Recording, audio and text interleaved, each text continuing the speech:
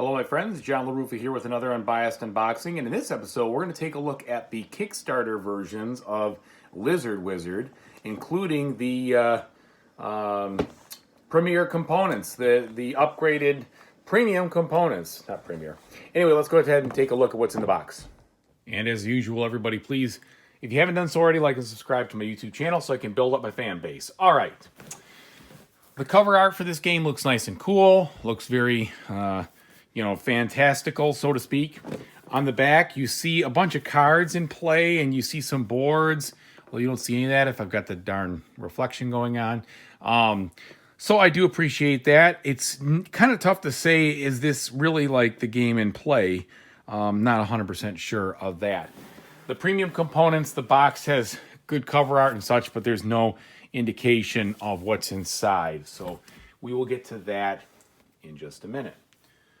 All right, on a side note, it was a little disappointing to find out that they promised a solo mode at the launch. They didn't get it, but I do appreciate the fact that they said, listen, we got plans. We've hired, David T, Mr. Terzi, who does a great job with solo mode, and that'll be awesome. Unfortunately, it's just not going to be coming out for a couple of months. So that's kind of a bummer, but I do appreciate them taking that leap for us. All right. So nothing special about the inside of the box. We go to the components here. We've got medium thick to slightly thicker. I'd say this is actually more like thick cardboard here. So I like that component thickness right off the bat. These have a slight texture on them, which looks nice. They are a little dark, but that's okay. You can definitely see what it says on there. And then we've got some money tokens here. Again, that thick cardboard, which will be good. Also got some other tokens. Not exactly sure what those are yet. And then a bunch of the cardboard stuff. So these are all nice and thick. And it's really good quality. So if you're getting this retail and you just have these components, you're going to be in for a treat. I don't think there's going to be any problem there if you don't have that premium box. Because again, they're nice and thick and good stuff right there. Okay, so let's look at these shields, or these player screens, pardon me.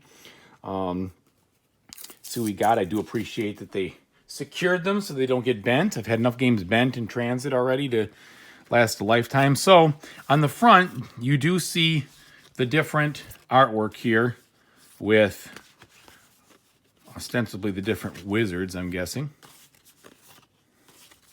All right. And then on the back, it's all the same here with the stages of the game and then what the different things are from an icon standpoint. So that looks cool. All right, starting with our first board. It is double. Okay, so it is dual layered, which is nice.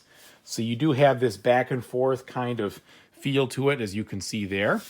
It does have a smidge of warpage, and that's not so bad. As long as it doesn't get any worse, it'll be just fine. I know it's always hard for dual layer boards not to warp. So we'll see. Hopefully it's okay. And being that it's a two-layer board, or I'm sorry, a folded board, it hopefully won't spin on us, because that's the worst when they spin around. Again, that's not anything I've seen anybody solve, although I'd love someone to print it backwards so that it would, fix that issue. But I don't know enough about what it would really take. Okay, so then we have our game board here. As you can see, single side. All right, some nice artwork on the board itself. It is kind of dark. Like, I'm not talking about dark as in evil looking or scary. I'm just talking about it's a dark board. So even though I know you're seeing some shadows here, the board art itself is clearly at night. So maybe it could have been a little brighter, but that's a small nitpick. I mean, the art looks nice, so don't get too upset about that. We have a relatively small rule book in size compared to usually when you look at these games. They have, the rule book fits barely in the box, etc. So far it does not look like it's packed, with over amounts of text. You have plenty of pictures in here. You got the setup. Here's some examples of play, how to do it. And that's it. Then you're on to the spell appendix list and such. So, oh good, and they have a nice player aid at the back. So it does not look like it's going to be too tough to learn. We have the score sheets here. They are, let's see if they're single or dual-sided. They're single-sided, but you have, I mean, that's a lot of slots there. So there's a lot here. I would think you're going to have plenty to handle. All right, now we come to the inside, the inserts here. And again, this was the Kickstarter edition. I don't know if you're going to see the same thing in the retail, but I'm guessing you probably will in some cases. So we have these crystals. These are the largest kind of crystal tokens I've seen before. They are plastic, but that's fine. They definitely do the trick. They look nice. And I don't know if they are glow in the dark or not. They certainly have that look like they might be glow in the dark. We'd have to just see. I can't really tell. Doesn't matter because what would I do with glow in the dark components in a board game, to be honest? Okay, and then we have the tray inserts, which will hold, hopefully, the wooden components too. But they definitely, you can see where they've got spaces for all of the punch-out ones. You do have this novelty-size, large first-player token, like Raccoon Tycoon had a big one. This one has a big one too. So it's their thing. That's fine. I don't have any problems with it. Okay, so let's look at the card quality here. I do like that they did not shrink wrap this, so hopefully these cards won't be warped. They have a standard, card sleeve on here that allows it to move just a smidge, which I think is a good thing because it's always too bad when you have really warped cards. All right, so these have nice artwork. They have a texture on them, and the thickness is pretty thick. It's actually, I would say it's slightly over standard, which is good. You know me, I always like to sleeve my cards, but I don't think you'll necessarily need to if you don't want to in this. So these are our reagent cards, and you can see it says gather reagents and increase value. So that's going to be part of the, getting things and upping the market and such, which is cool. So I'm guessing you just have virtually, a smorgasbord of different combinations here to make the game interesting and balanced. Okay. Then we have this small deck of cards here. These are dungeon cards, okay? So we have the Magical Forest Beastman, and then the Centaur, and then the Fairy, and the Gelatinous Cube, of course. The Knoll, the Minotaur, the Satire, the Witch, and some instructions of how to use these things. So there we have it. We have a large, this is really large cards here for this spell book. I will not be sleeving these because I don't think I have sleeves this big, nor do I really feel like finding sleeves this big because sometimes it's a real obnoxious thing to find sleeves that are this large. I know you can get them, and they're probably tarot-sized cards, etc. But these are thick enough where I don't think I'm going to go with that approach. So, again, here's all the different spells. You have a ton of text on here. Looks like these you have what you need for them.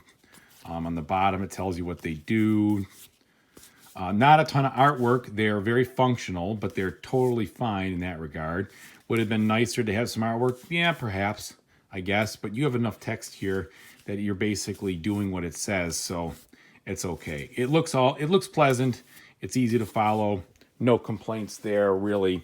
And they don't have a warp to them, and they're relatively thick. So, again, score one for the publisher there, and doing the right thing there. Now we've got some wizard cards here, or the wizard deck, I should say. And I'm assuming you're going to have the same quality here, so I won't keep going into the quality of cards, but let's just take a look at the artwork. So here we have some different fortresses. And again, really nice drawings here. They all in the evening, but now I'm starting to see the art come out a lot more richer, than the board, which was just a little bit dark. But that looks good. I like that. I like this artwork here. You have some, varying stuff. and all of it kind of has that nice wizardry feel, or wizardy feel, I guess you could say. So those were our towers, and then here are the actual wizards themselves. So it looks like we've got 4 for the necromancer, and then 4 for this guy. All right, so I'm not sure of the significance of having 4 cards, but they look like they're, 4 identical cards per wizard here. And they all look really good, I'd say, from the artwork standpoint. So that's good. They did a good job there. All right. Now we've got the familiars deck here, which you can't have wizards without some familiars, right? Everybody's got to have a little creature banging around with them as they do their wizardry-like stuff, all the way back from Archimedes to who knows. I mean, just the way it is. All right. You get that little sword and stone reference there. All right. So we've got one for our necromancer here, which is, the usual Corvum or Raven or whatever you want to say. Got the imp for our sorcery guy. So these are different, coming in different values here. So you see that it's kind of going up as they go. All right, so each wizard has a specific familiar that keeps gaining in, I'm guessing that's either cost or points or both or whatever. Not exactly sure. But you get the picture here. Good stuff, good artwork, and the abilities. Ugh, spider, great. At least it's not a snake. All right. I don't particularly love spiders, but I certainly hate snakes. So glad that there's none of that. It's not there in the familiar. Because who the heck wants a familiar snake? Not me. Maybe somebody out there does. Okay, and then we've got more dungeon cards. So here's the whole thing of, there was some goblins, there's some undeads. So here, they're just basically telling me, giant golem. There's nothing else on here. It's artwork and two, names and such. So I'm not exactly sure how that will work. Here on the daggers, now they show a little lock symbol. So these are some treasure cards. Still in the dungeons. All right, so then there's some gold. Collect gold. So a lot of gold, then even some 2 gold cards. And then some traps. It's a trap. Okay, so that's what's coming in the base box here. Lots of good stuff. I like what I saw thus far. Cool. Now, let's take a look at what I get in the premium component box, shall we? Let's set this stuff aside here.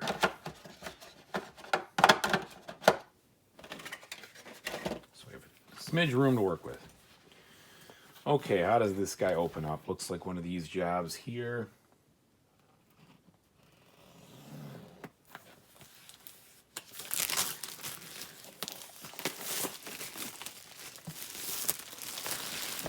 Right. So we have our player mats now, which will keep your stuff organized in front of you, which is a nice neoprene mat, which is cool. Primarily the reason I got this is for these mats because I remember playing similar games and thinking, it'd be nice just to have these kind of things organized. So 6 of these, they all look like they're in really good shape, really good quality.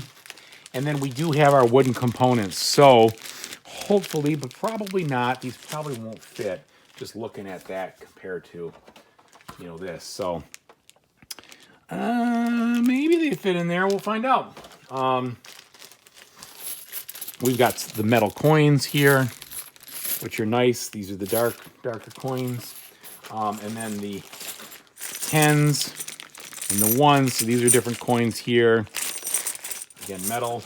And I do really like the fact that they actually printed on these wooden, they like screen printed these. So these look nice and high quality.